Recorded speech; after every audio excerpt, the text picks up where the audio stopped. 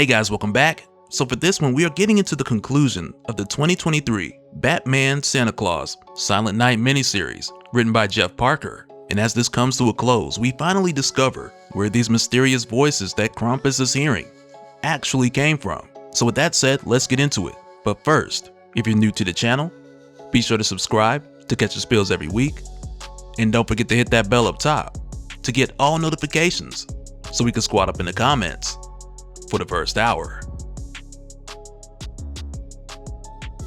Alright, so for this one, we pick up from the aftermath of Krampus following the instructions that he was given by the voices who told him to release the monsters that him and Santa put away centuries ago, which now takes us to Hyde Park in London, where the Harpy warriors have been set free. And in their case, unlike the Drogs that we saw in the first couple issues, who are your vampiric creatures that drink blood and turn others, because that's pretty much their nature. In the case of the Harpies, they're practically a small army, and from what we're shown after they were released, they needed instructions. So Krampus instructed them to attack this specific area. So that's precisely what they're doing. And now, even with the military getting involved, they're really not able to do much. But fortunately for them, Hawkgirl shows up and she's able to save at least one of these pilots. And not long after, she's accompanied by the Green Lantern, Sojourner Mullen. Because for these guys, it's a really similar situation to what we saw with Green Arrow and Black Canary, though in this case with a little bit less intel, because they were just told by Batman to show up here and handle whatever's happening. Because keep in mind, even in Batman's case, he doesn't have all the details, and he definitely didn't get the prep time needed to distribute a viable solution to every member of the team. But this whole thing takes a turn when Wonder Woman shows up, because right now with both Kendra and Joe working on piecing together a plan, Wonder Woman just tells them that these things are flying in formation, so just break their formation and keep breaking it, because all she really knows about these things is that they are harpies, but there's some ancient breed that she's never seen before, because much like how Zatanna didn't recognize the Drogs as far as the specific type that they were, Wonder Woman's not familiar with these harpies because Santa and Krampus locked them away so long ago. But for a moment here, Joe ends up asking Kendra if she's able to at least speak to them.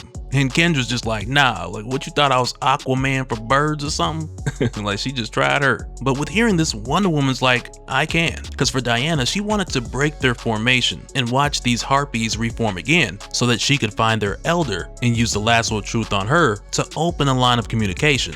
And to do this, Diana just has Joe and Kendra hold the other harpies back to buy her a bit of time, as the eldest tells her everything. And Diana's able to defuse the situation rather quickly, because as far as the harpies being instructed to attack this location, Diana's like, okay, well you guys did that, and now that it's done, you can stop. And from there, Diana asked who sent them, and that's when she discovers that it was Krampus. And just after this, we head over to Batman and the others, where now we got Blue Beetle who's joined the squad. And you can tell there's this ongoing theme happening here with Batman not giving everyone all the details, because he has everyone meet up by a tree, but he doesn't really tell any of them why. And I mean, most of them know the situation at hand, but they don't realize why they're here until one of Santa's elves show up. And even when this elf gets here, Damian once again is just assuming that this is an enemy, because he's been on edge this whole series. But as it turns out, Batman had them all meet here so that Santa's helper could transport the entire team to Norway so they could help Santa, who's currently fighting a serpent. And it really isn't until just now when I said that out loud, where now I'm just like, well, this is actually a thing. But as soon as Batman and the other heroes get here, Superman just zooms in, punching the serpent in the face, just so he can get a chance to get up close and talk to Santa. And for him, much like the other heroes, Santa remembers Clark's home address as a child, and Santa even remembers the letter that Clark wrote when he was 6, when all he wanted was a coffee maker for Ma and Pa Kent. But as Superman is preoccupied with this wonderful conversation he's having with Santa, the serpent comes back up from behind him, and Jaime tries to warn Clark about it coming back around, only for the two of them to get chomped on. And to Superman's surprise, he thought he knocked this thing out, and Jaime tells him like, I mean, it was a good hit, but no. But also, while they're inside the serpent, Santa speaks to them from outside, knowing that both Clark and Jaime can hear him, with both the super hearing and the alien machine. So Santa ends up telling them that they're in the perfect place to lead the serpent away from the land. And he tells Superman to just fly this thing up and follow him, using his X-ray vision so they can move it without having to fight it. And as for everyone else down below who had nothing to do this whole time, next, Santa's helper takes them to Greenland after getting the update of where Krampus is now. And when they get here, they see him attempting to free the next group of creatures who are locked away, which now now makes it priority 1 for the heroes to stop him before that even happens, cause the last thing they want is for him to release something worse and decrease their odds of success. But as they try to stop him, Green Arrow has a bit of a Hawkeye moment cause he tries to shoot Krampus with a trank, only for Krampus to turn around and catch it. And out of everyone here, I'd have to say that Black Canary, she's the only one who really got a good hit in by way of using her Sonic Scream. But aside from that, things kinda get a little embarrassing when Krampus grabs Miss Martian and he just starts beating everybody else with her, as she apologizes for being used this way. And then next, Superman, Santa, and Blue Beetle make their way here. And when they do, you would think that this would be pretty much the end, cause the big guns are here. But instead, we get a bit of a wild twist. But first, Santa admits that he stopped sending the different creatures to what he'd call the wild space after defeating them, cause he believed that was a death sentence. So over time, he just started locking the different creatures away, regardless of how evil they were. And that's why these different creatures are locked away in these different locations. But part of that reasoning also goes to the fact that a lot of these creatures were the last of their kind, so he also didn't want to send them into extinction. But right here, as Superman is holding Krampus, he starts saying, "This one has been in our realm before. They think they win when they lose." And right there, Batman asks Santa, like, "Hey, did your boy always talk like this? Cause something ain't right."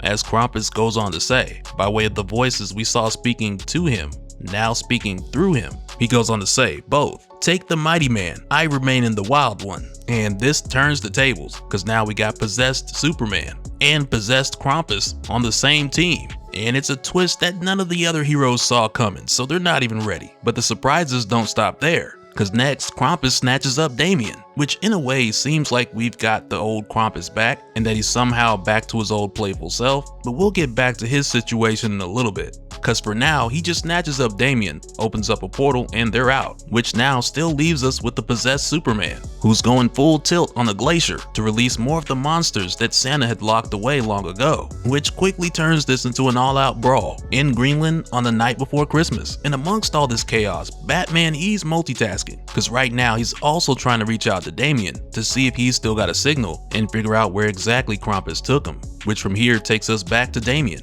And come to find out, Damian's not that far, cause he's still in Greenland, in a location underground, which keeps causing his signal to drop. So Damian just starts to record his transmission, so when he gets a few more signal bars, his comms will just send that entire recording to Batman. And right now, in spite of him trying to pick this lock, nothing's working. So Damian goes on to say that he noticed Krampus call this place a gnome hall, but Damian's not hoping to get any help from the gnomes because they've all been long dead. But it's here where Damian hears the conflict between Krampus and the voice that's trying to take over, as Krampus is going back and forth with this thing that's telling him that killing the kid is the only way Krampus can go back to his life of being a wild creature in the forest. And with overhearing this conflict, Damian notices the only thing that's keeping him alive right now is this inner conflict, and it gives Damian an idea. But first, when we head back over to the heroes, we see Santa over here just being a badass and saving Oliver Queen in the process. But in the case of the possessed Superman, who's really not going in like Superman could, cause this thing that jumped from Krampus to Clark, and we'll talk more about what it is in a little bit. But as it stands right now, this thing doesn't understand the full capabilities of Superman, cause it's not using heat vision, it's not taking advantage of his super speed. So Batman wants to get this thing out of Superman before it figures it out. So right now it's Blue Beetle's time to shine,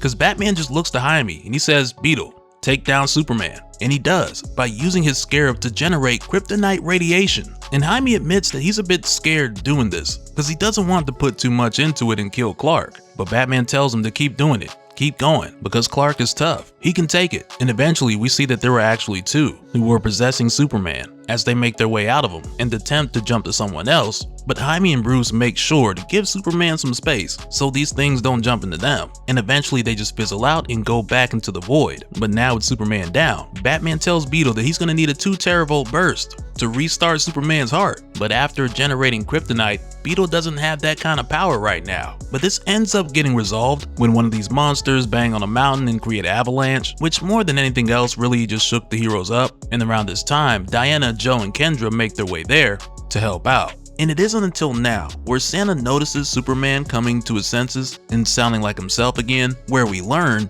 where those voices came from. Because while Superman was possessed, he noticed that these voices were those of exiles who were left in the world between worlds. who are stuck in a place where if you're left too long, you can lose your physical form. And it's a place that Superman recognized because these voices were once prisoners in the Phantom Zone. Which for me, I kind of like that twist because the Phantom Zone can do that to you after thousands of years. And it makes sense that after Night Terrors, these Phantoms escaped, they found Krampus in the Void, and they used him to make their way here. And you guys know me, I don't mind outlandish plot threads, because as long as they connect, we good. But after this, when we head over to Damian, we see that Krampus is still struggling with this Phantom, who's telling him to kill the child, when all Krampus wants to do is scare him. So quickly, Damian thinks about what he learned in Santa's memories, as well as the information from Zatanna's book, to think back on what the other kids did, to get Krampus to take them home. And as soon as Damian figures it out, he starts crying, and telling Krampus that he wants to go home to his father, while saying that he doesn't want to be bad,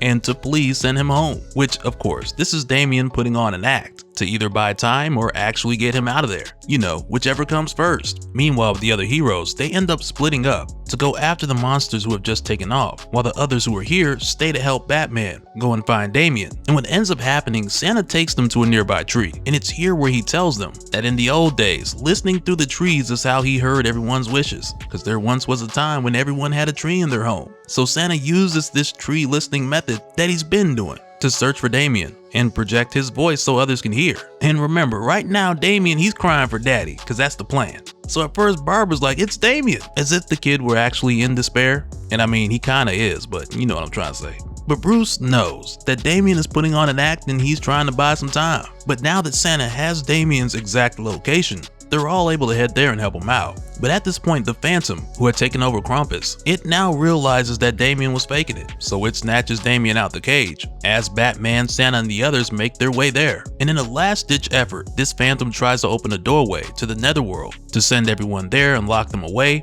but instead the heroes are able to hold Krampus up to it, as the Phantom gets sucked out and sent away, which now restores Krampus back to his old self. And it's really adorable what happens here, because Krampus just picks up Damian and he takes him back to Bruce, while looking at Damian and saying, remember, Krampus is always watching. And it's just perfect, because it also puts a little smile on Bruce's face.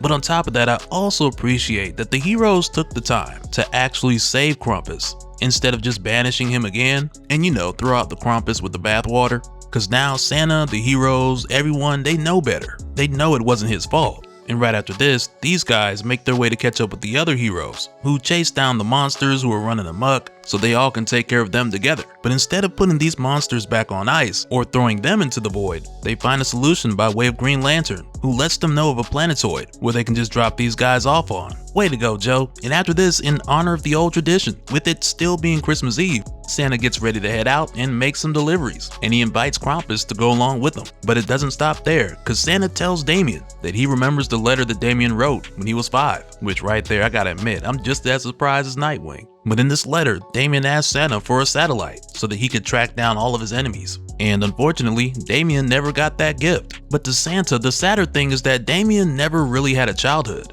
So to try and make up for some of that, Santa invites Damian to help him hand out gifts tonight, as long as it's okay with his father. So Batman agrees. And to finish this off, all the heroes just come together for what at first looks like the Justice League Unlimited intro, which takes us into one great big Christmas party, where we also get the surprise of seeing Zatanna show up, fully recovered just in time for the festivities. But aside from that, it just might be possible that the Flash may have a drinking problem, because he's knocking back a whole lot of this eggnog. So hopefully a friend will step in and make sure that he doesn't run home tonight. But jokes aside, I'm sure his metabolism is gonna burn it off, like in real time as he's drinking it. But I'm not gonna front, if I was at this party, I'd be keeping an eye on him.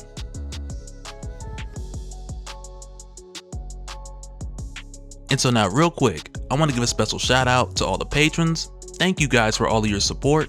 And for anyone who's new here, who wants more information on how to support the channel, I got a link below where you can go to patreon.com/dopespill. But that'll do it for this one, guys.